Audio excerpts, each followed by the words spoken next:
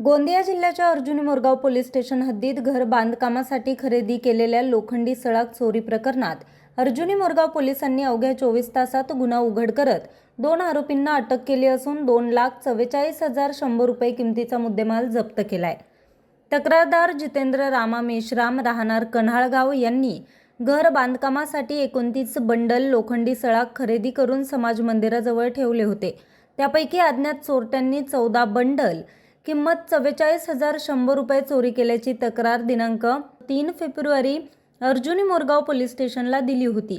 तक्रार मिळताच पोलिसांनी तपास सुरू करून प्रत्यक्षदर्शी व गुप्त माहितीच्या आधारे गुन्हा उघड केला। या प्रकरणात जालिंदर उर्फ काल्या नेपालसिंह टाक वयवर्ष 38 आणि चंदासिंग लक्ष्मणसिंग गुंड वयवर्ष 65 राहणार सिंगलटोली यांना अटक करण्यात आली। आरोपींकडून 14 बंडल लोखंडी सळाख तसेच चोरीसाठी वापरलेले मालवाहक गाडी जप्त करण्यात आली असून एकूण मुद्देमालाची किंमत 2,44,100 रुपये आहे।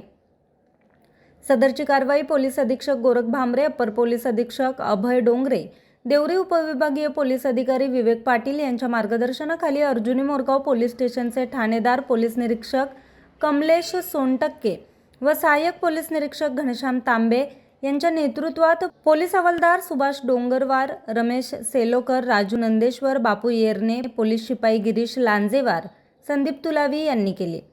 न्यूज रिपोर्टर चेतन समरीत, आज 24 तास, गोंदिया।